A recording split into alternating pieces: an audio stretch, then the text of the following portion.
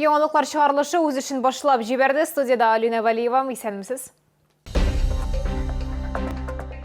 Шалулар Пермь университетында хәлак булганнар истәлегенә багышланган мемориалга чәчәкләр салуларын дәвам итә. Кайгы уртаклашу сүзләрен шәһәр мэры да җиткерде.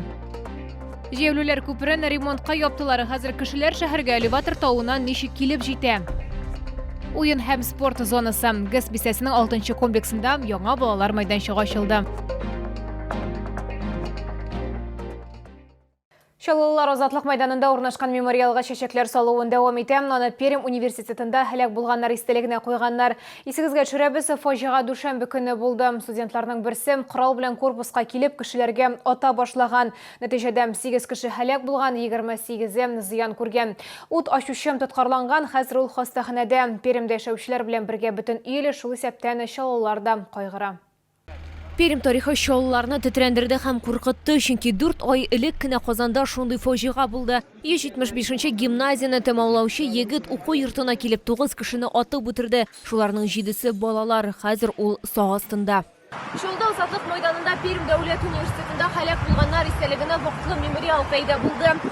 Һәркем килеп чәчәкләр куеп шәмнәр яндыра ала. Шушы минутларда шәһәр мэры Мәхдиев та килеп чәчәкләр калдырды. Без барлык туганнарның һәм якыннарның зур кайгыларын уртаклашабыз һәм зыян күрүчеләрне күздән Мәхдиев коллегаларына уку йортларында иминлек турында искә төшерде һәм мәктәпләрне һәм вузларны тагын бер кат хәвеф төймәләрен эшләүенә тикшерүләрен сорады. Родителям терпение, конечно, и выдержка. Отправляешь в школу, в институт ребенка и все.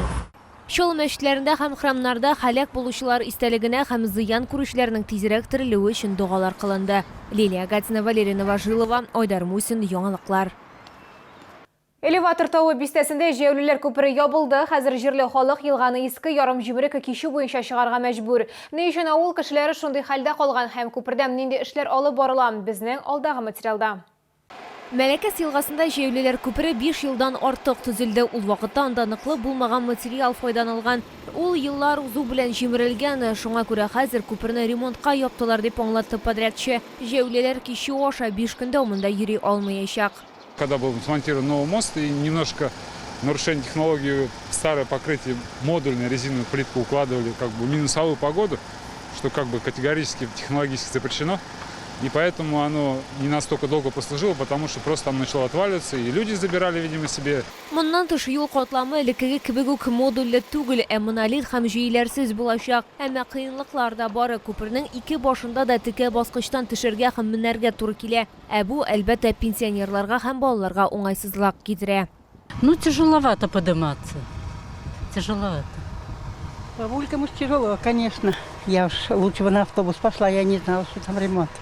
Шулай да шауларны түземле булырга сорыйлар, күперне җомга көне үк ачырга вәгъдә итәләр. Лилия Гатина, Валерия Новожилова, Айдар Мусин, яңалыклар.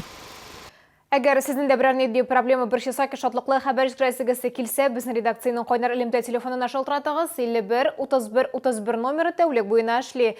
Кызыксындырган яки бер чыга сорауларыгызны WhatsApp хезмәтенә дә юллый аласыз. Фотосурәтләрегезне һәм видеоларыгызны 8 939 311 31 31 телефоны буенча көтеп калабыз. Бәлки нәкъ киләсе чыгарылышта сезнең мәсьәлә хәл ителер.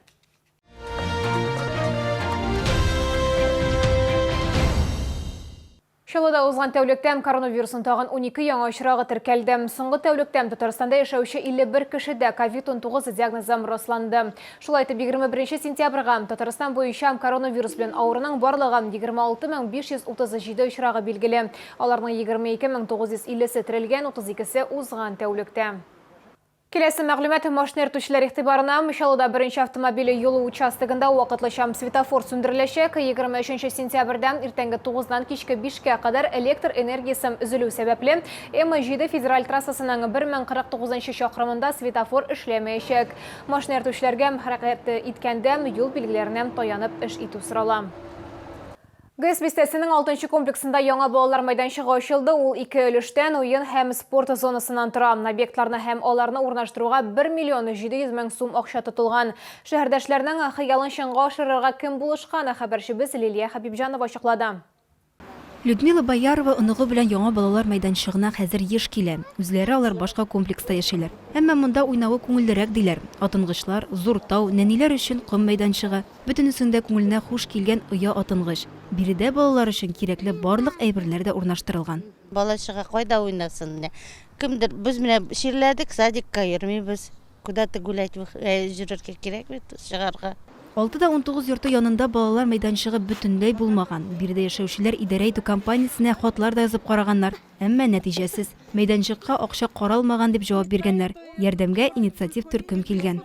В этом году, в июле месяце, ко мне обратилась инициативная группа. Они взяли на себя обязательство собрать 1 300 000 денег. Ну, не в денежном эквиваленте нам представить, а представить в детских элементах. Мы определили место, потому что мы смотрели еще одно место, но там слишком много зелени, деревьев, нужно было убирать. Инициатив төркем үзләренең исемнәрен сер итеп калдырырга булган. Без мәхәббәт хакына эшлибез дип белдергән алар. Шулай итеп хәзер мәйданчык та мәхәббәт хакына дип атала. Миңа монда бик ошый. Тренировкадан өйгә кайтканда без монда килеп уйныйбыз. Кашан без бассейндан бара идек, монда бер нәрсә дә булмады. Хәзер монда площадка куйдылар. Без монда уйныйбыз. Хәзер шул хәтле әйбәт бөтен җире әйбәт. Балаларга да уйнарга шул хәтле приятно. Яңа мәйданчыкны ясаганда бер агачка да зыян килмәде диләр биредә яшәүчеләр. Хәзер алар мәйданчык тирәсенә туфрак кертеп, яз җиткәч чәчәкләр утыртырга җыена. Лилия Хәбибҗанова, Кирилл Хабзей, яңалыклар. Сугыш хатын-кыз йөзе кебек түгел, шул исемдәге чара педагогика университетында узды. Бөек Ватан сугышы ветераны хатын-кызлары студентлар белән үз хатирәләре белән уртаклаштылар. Алар концлагерьлардагы тормыш һәм блокададагы Ленинградтан качу турында җентекләп сөйләделәр. Педагогика университетының актлар залында Бөек Ватан сугышы ветераннары җыелды. Алар арасында Белоруссиядән Элеонора Карпенко да бар. 4 яшь вакытында аның авылы немецлар тарафыннан басып алынып, әнисен атып үтерәләр. Помню, был какой-то бой, нас всех загнали в какую-то канаву, и шел вот бой. Вот это воспоминание, когда вот эти стоны были, тащили это самое и без рук, и без ног. Все вот это вот. Ну, тяжело. Было и послевоенное время было трудное, но оно было в какой-то мере для нас, для детей, счастливое, что мы остались живы. Бүгенге буынның сугыш чорының куркыныч вакыйгаларын истә тоту мөһим ди оештыручылар. Татарстанның төрле районнарыннан студентлар һәм активистлар сугышта катнашучыларның истәлекләрен бер китапка туплаган. Анда Ленинград чолганышында калучылар, концлагерь тотканнары тарихлары кергән. Понятие Великой Отечественной войны могут трактовать по-разному, как это можно посмотреть на Западе. Поэтому на сегодняшний момент правильное толкование Великой Отечественной войны – это очень важно для современной молодежи. В том числе мероприятия такой направленности, книги, о которых говорил наш ректор, в которых указаны воспоминания, именно воспоминания тех, кто принимал участие на войне. Китап әзерләүдән тыш студентлар һәм активистлар 3нче ел рәттән җиңүгә юл хәрби тарихы уенын үткәрәләр. Аның кысаларында үсеп килүче буын Бөек Ватан сугышы тарихын тагын бер кат искә төшерә. Лилия Гатина, Руслан Бикмухаметов, Айдар Мусин, яңалыклар. Без искәртеп узабыз, республикада COVID-19-га каршы вакцинация дәвам итә. Прививка ясатырга ашыгыз, үзегезне һәм якыннарыгызны саклагыз. Бүгенге шулар иде. Мин Алина Валиева, сезнең белән сау булашам. Игътибарыгыз өчен рәхмәт.